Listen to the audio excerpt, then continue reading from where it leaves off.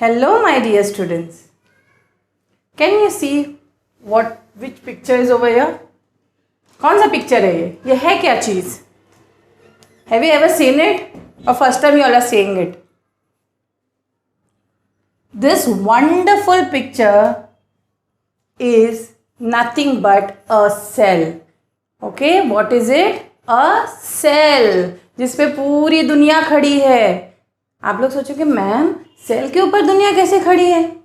Because ये cell ही तो है which is the structural and functional unit of life. ये इतना सा सेल जो है ये अपने आप में कंप्लीट यूनिट है. ये अपने आप में इतने सारे काम कर लेता है. एक छोटा सा सेल डिवाइड हो के इतना बड़ा ह्यूमन बनता है. एक छोटे से सेल से एक छोटे से सेल, जो फर्स्ट सेल आपका है जाइगोट, जो ह्यूमन बॉडी में फर्स्ट सेल जो जाइगोट होता है उसी से पूरा इतना बड़ा ह्यूमन बन जाता है. Right? So is it not amazing to study this topic? Yes और no children? Is it not amazing? Is not cell an amazing topic? डजन आप लोगों के सर में या हेड में क्वेश्चंस नहीं आ रहे हैं कि सेल ये कैसे कैसे पता चला सबको? आई मीन किस साइंटिस्ट ने इस सेल को डिस्कवर किया? राइट? ये सेल के अंदर कौन कौन से पार्ट्स हैं, इन सब पार्ट्स के फंक्शंस क्या है, और सेल एक structural and functional unit of life या बिल्डिंग ब्लॉक ऑफ लाइफ क्यों बोला जाता है? ये सारे क्वेश्चन के आंसर्स आज हम इस टॉपिक, जो टॉपिक का नाम है वो है दी सेल. आई मूविंग फर्दर. ये तो एक डायग्रामेटिक रिप्रेजेंटेशन था, लेकिन चैप्टर का नाम, आप लोग के चैप्टर का नाम है cell the unit of life. यानी कि लाइफ का सबसे इम्पॉर्टेंट पार्ट, लाइफ उसी से मिलती है. राइट? छोटे से छोटा सेल भी आप लोग आज पढ़ोगे, बड़ा सा बड़ा सेल भी होता है, ये भी आप लोग आज पढ़ोगे. एक सिंगल सेल ऑर्गेनिज्म को भी पढ़ोगे, एक मल्टी सेलुलर ऑर्गेनिज्म को भी पढ़ोगे. So let us begin this exciting topic. So student, what is cell? सबसे पहले डेफिनेशन से शुरू करते हैं. Cell is the basic structural and functional unit of all living organism. It is the smallest part of the body of an organism. It is the smallest, सबसे छोटा part. इतना छोटा कि अगर मैं आपसे बोलूँ मेरे बॉडी में एक सेल दिखा दो, क्या आप लोग जज कर पाओगे? नहीं मैम, क्योंकि वो हम नेकेड आई से नहीं देख सकते. एक सेल को देखने के लिए एक माइक्रोस्कोप की ज़रूरत है, और वो भी आज हम पढ़ेंगे कि माइक्रोस्कोप किसने डिस्कवर किया और कितने टाइप के माइक्रोस्कोप है. तो लेट अस कंटिन्यू कि cell is the smallest part of an organism capable of independent existence. ये खुद एक इंडिपेंडेंट एग्जिस्टेंस रख सकते हैं, इसीलिए तो उसको यूनिट कहते हैं, है ना. एक कंप्लीशन है, उसके अपने अंडर ही एक कंप्लीशन है.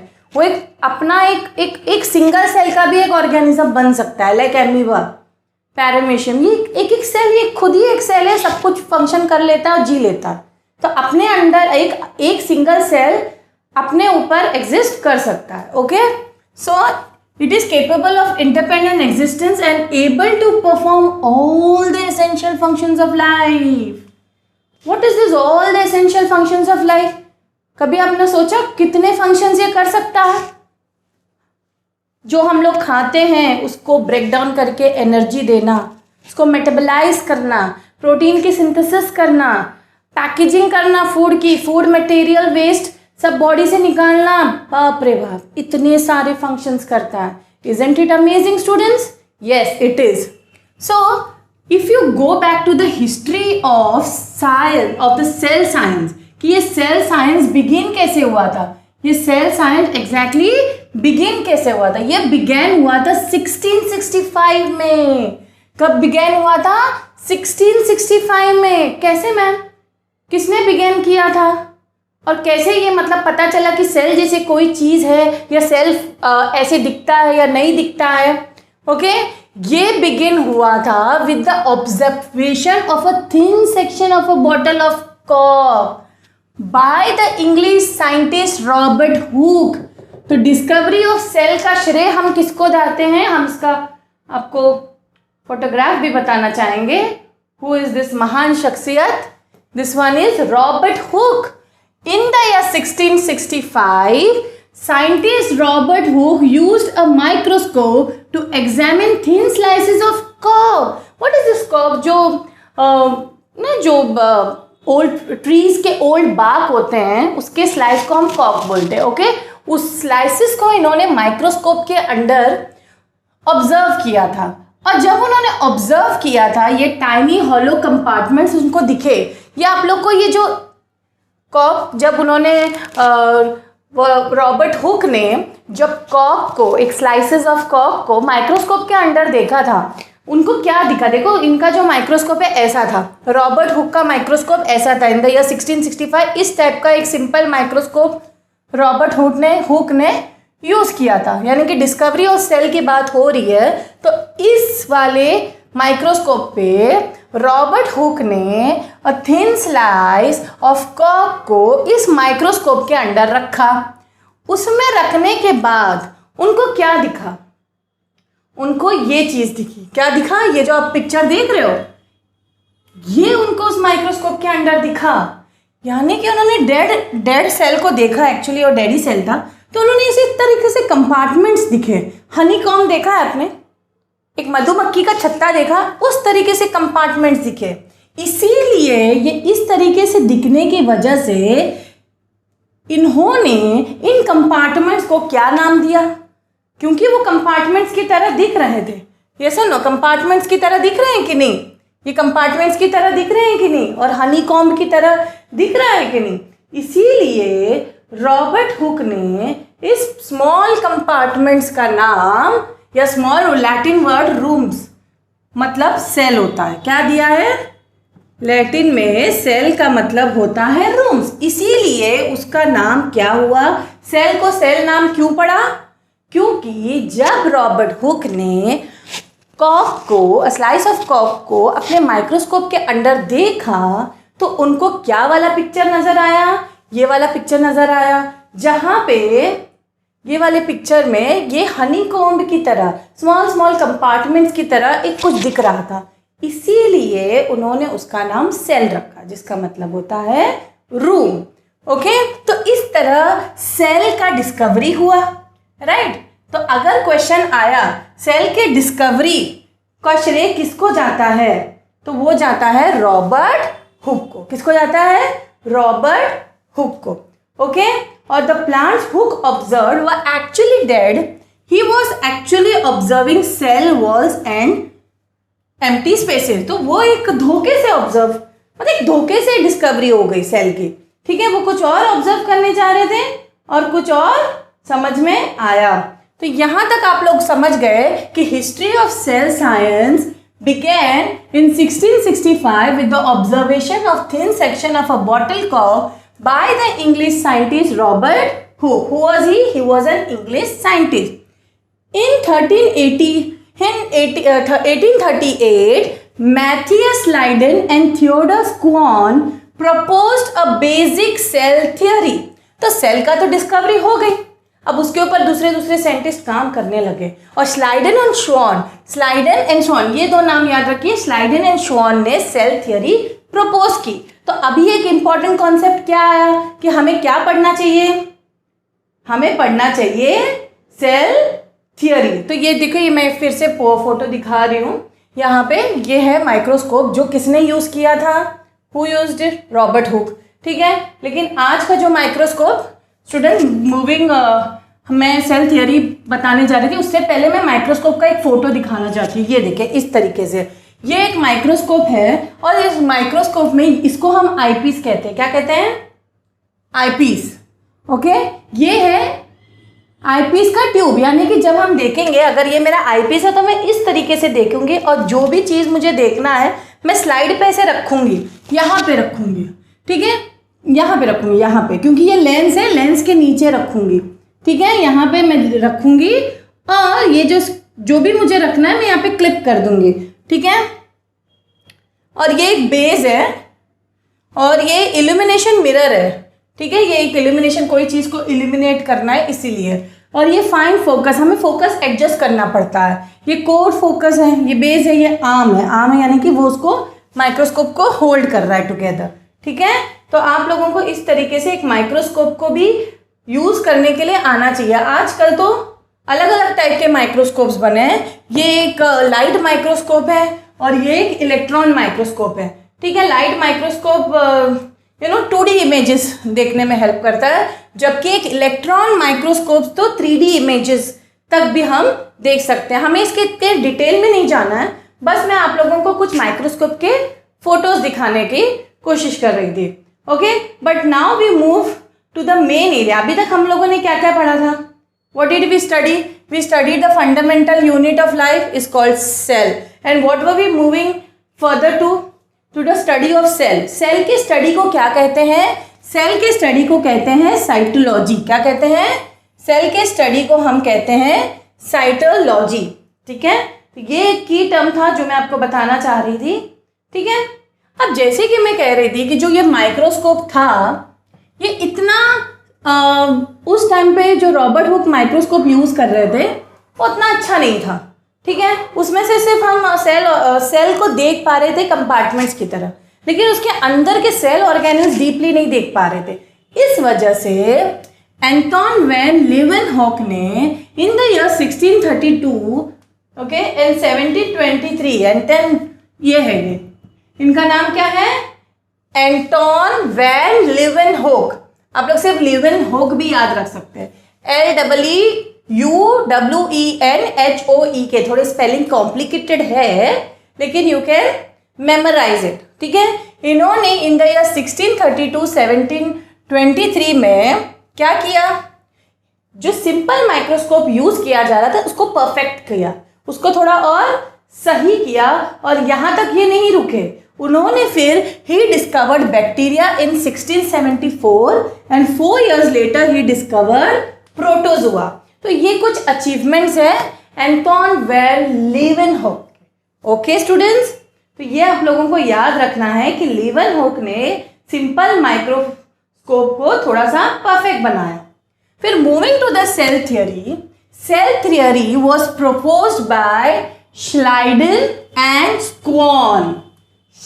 Cell theory was proposed by Schleiden and Schwann. ठीक है, देखो, discovery of cell was done by Robert Hooke. Okay, उन्होंने कॉक लिया और उसको माइक्रोस्कोप के अंडर ऑब्जर्व किया और टाइनी कंपार्टमेंट्स देखे और सेल की डिस्कवरी हुई, उसका नाम उन्होंने सेल दिया।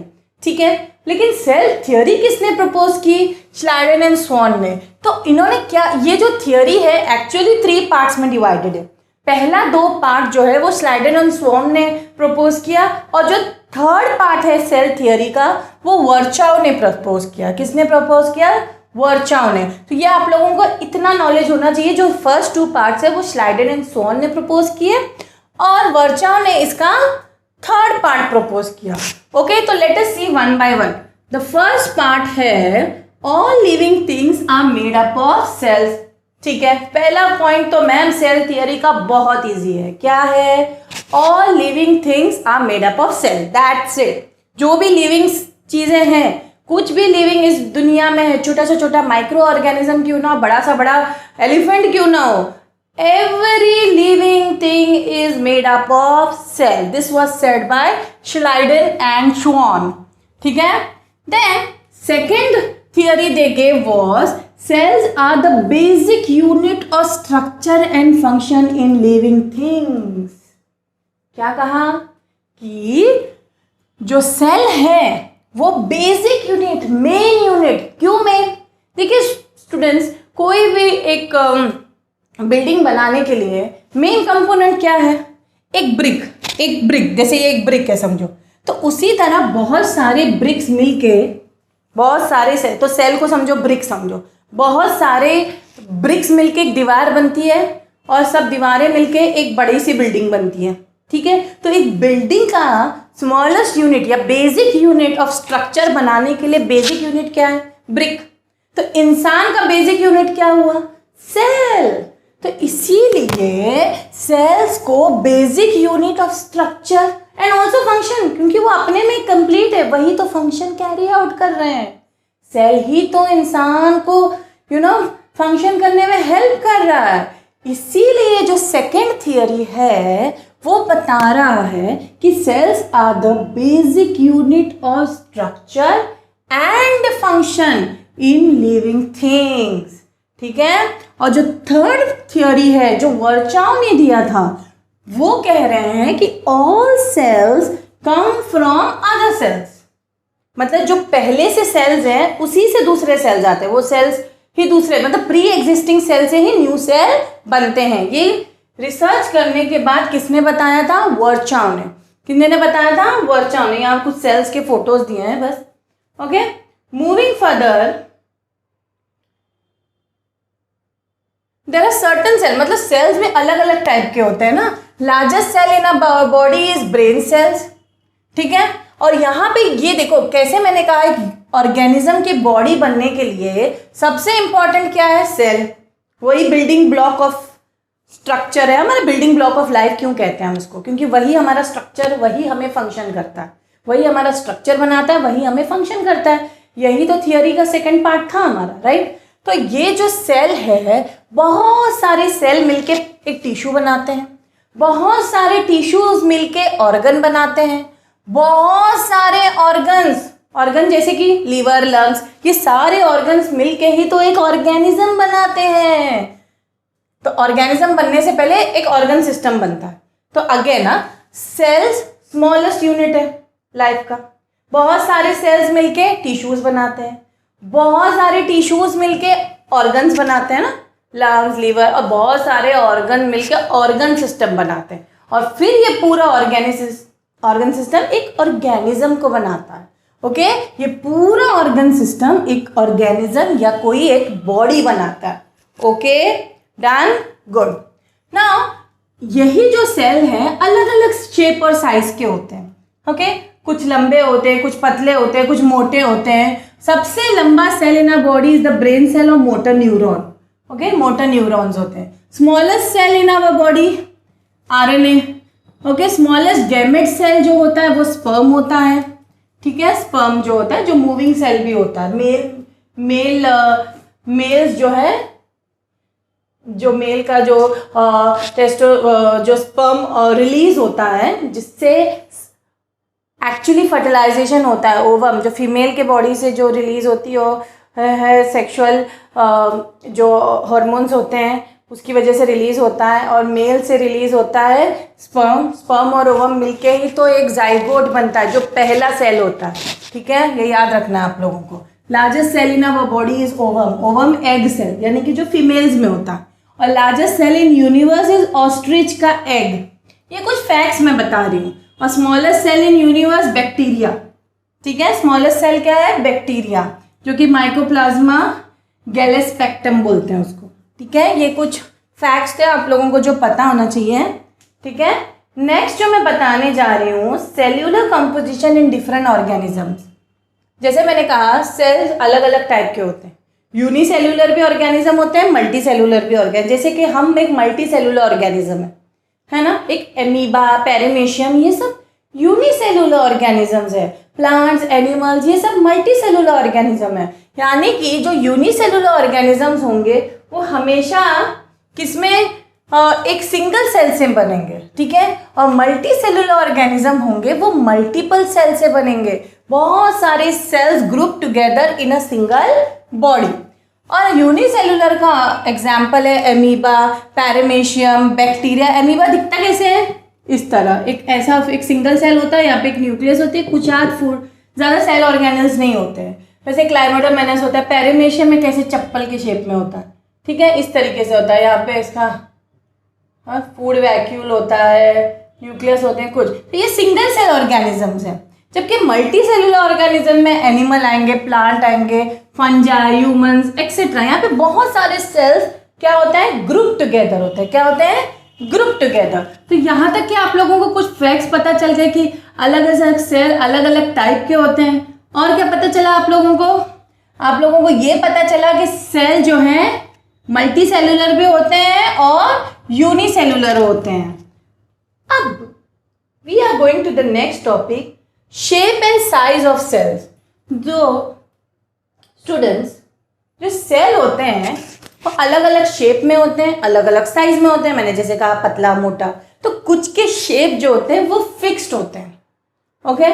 और कुछ सेल्स के जो शेप होते हैं वो चेंज होते रहते हैं। जो चेंज होते रहते हैं वो सेल है WBC और अमीबा। अमीबा अभी तो मैंने ड्रॉ किया था, ओके।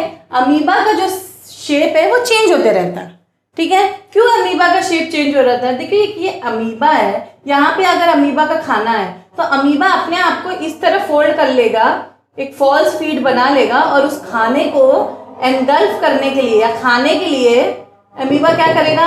अपना शेप बदलेगा। अमीबा अपना शेप बदलेगा, यानी कि ये अमीबा का फॉल्स फीड है। क्या है? False feed.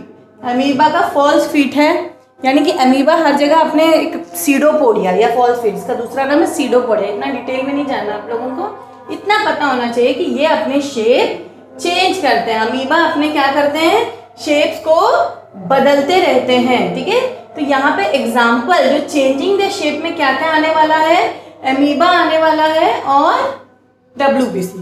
लेकिन फिक्स्ड शेप में कौन कौन से आने वाले हैं? फिक्स शेप में basically most plants and animal cell जो होते हैं वो फिक्स शेप के होते हैं। जैसे एलिप्टिकल या तो होते हैं, या तो स्पेरिकल होते हैं, या तो स्पिंडल शेप, या तो नॉब्ड होते हैं, या तो थ्रेड होते हैं, या तो डिस्कॉइडल होते हैं, या तो इलोंगेटेड होते हैं, ठीक है।